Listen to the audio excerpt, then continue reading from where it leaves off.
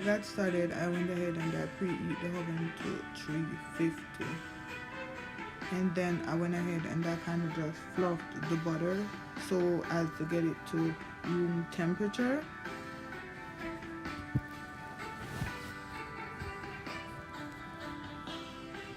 Then I went ahead and I added some sugar, and that sugar is 1 pound of sugar.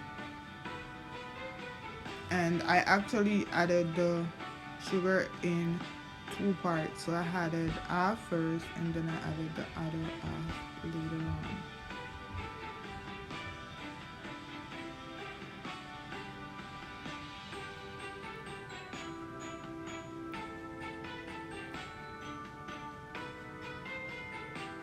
There I went ahead and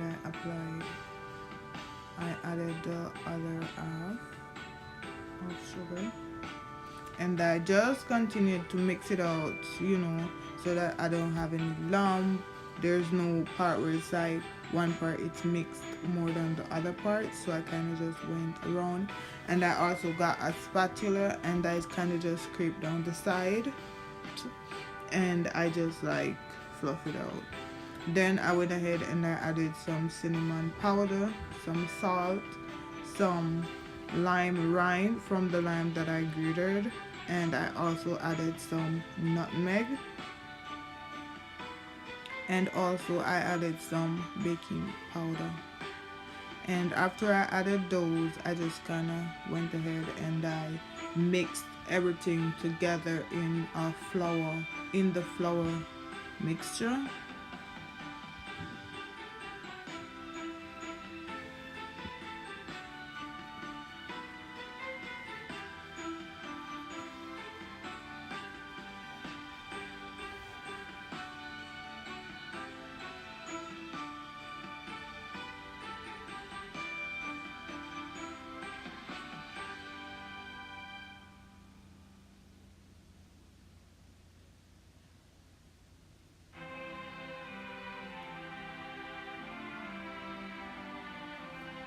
As I said, I went ahead and I kind of just combined everything together in the flour, and then I went over and I poured the flour in 3 sections. It's 1 pound of flour, and I poured this flour in 3 sections into the butter batter.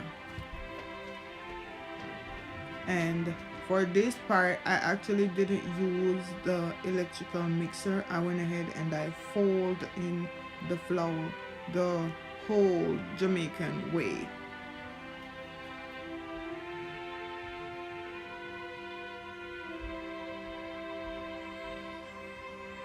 And I tried my best to like not have any lump in the mixture. Now I went ahead and I poured in the fruit mix that I had.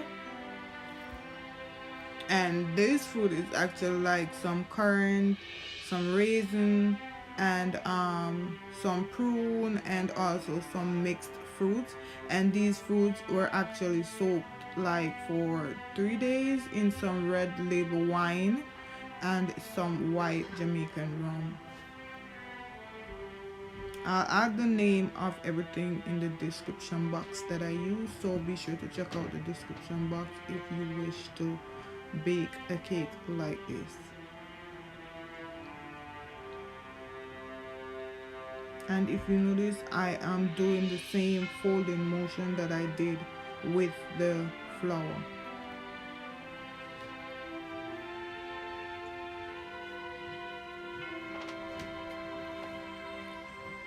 I also added the fruit and everything in this mixture in 2 parts.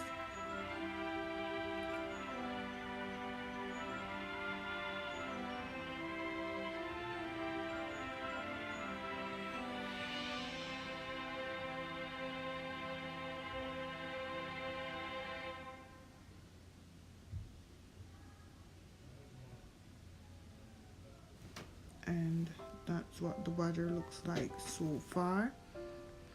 Then I'm gonna go ahead and I'll be adding these products to the mixture that I have there, and also I'll be adding some lime juice.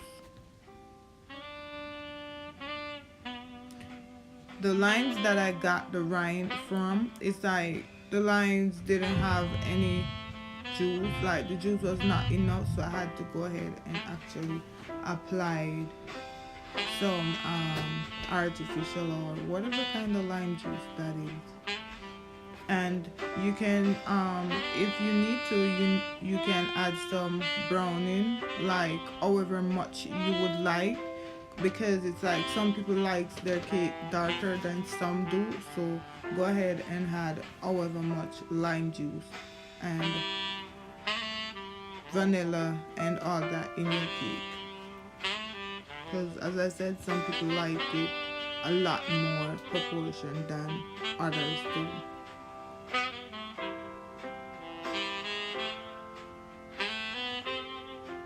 So after throwing everything, I just went ahead and I mixed all that into the batter that I have there.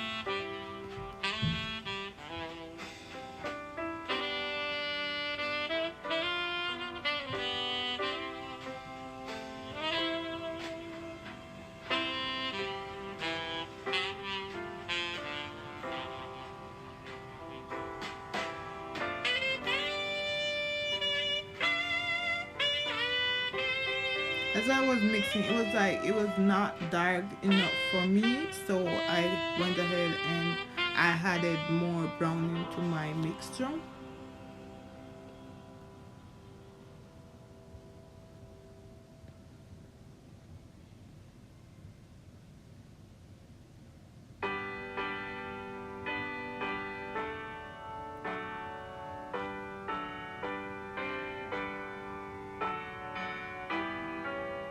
And as I mix this one out, you'll actually see it getting darker, but not too dark to the point where it's like black, jet black. My cake was brown.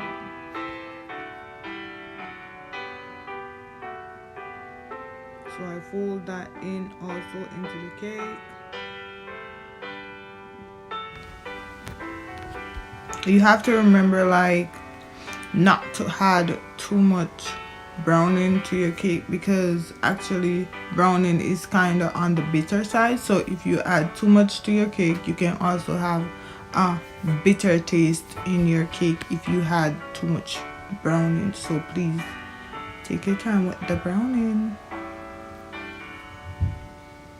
And that's the last amount of browning that I added to my cake, and it just put it right up to perfect standard, like where I want it to be. The color was right where I want it to be, not too dark, not too light, just right.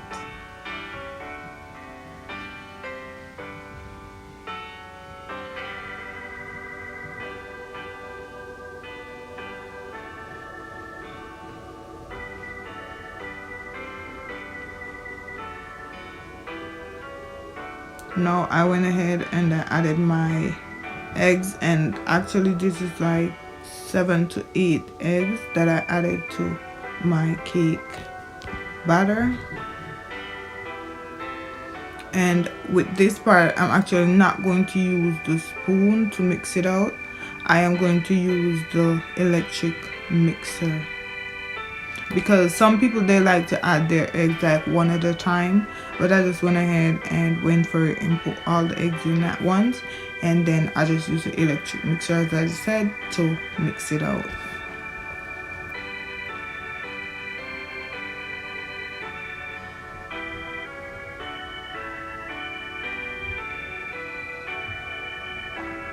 After I did that, I actually greased my cake tin with some butter, and then on top of the butter I went ahead and I added some flour, and this will prevent the cake from sticking to the sides of the baking tin, so it will be easier for you to like remove the cake from the tin.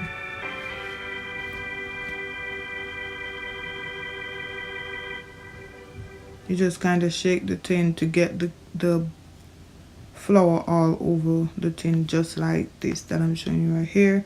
Now I'm gonna go ahead and pour in my batter in the cake tin, and then I'm just gonna like level off the top of the cake, so it's like, you know, removing all the air bubbles and whatever formed on the top of the cake. After that, I went ahead and I popped the cake in the oven, and I actually, as I said before, I set the oven at 350, and then like halfway through the time of the cake baking, I went ahead and I cracked down the temperature to 350, and there goes, like, that's the cake that I got. It was like actually so moist, and you know, I went ahead and I used a toothpick to like show you guys, like there was nothing coming up on the toothpick as I stick it in. If you stick it in and it has some like cake on it or whatever, it's like the cake is not finished baking, so you can pop it back into the oven. Otherwise, if it comes out clean, then you are good to go.